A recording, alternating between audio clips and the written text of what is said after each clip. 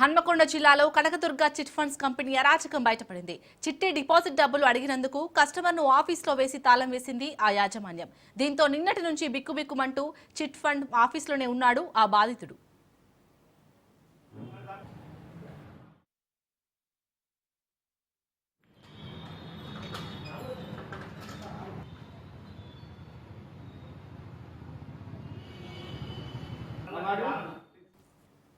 కాగా 2020లో Kanakadurga chit funds లో కమలాపూర్ కు చెందిన ధర్ముల ప్రతాప్ అనే వ్యక్తి 5 లక్షల రూపాయలు డిపాజిట్ చేశాడు.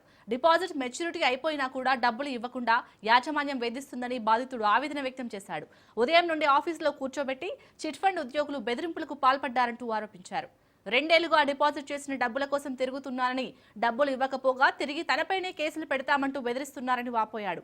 గతంలో సిపికి కూడా ఫిర్యాదు చేసినా పట్టించుకోలేదని చెప్తున్నాడు. తనకు న్యాయం చేయాలని బాధితుడు డిమాండ్ చేశాడు.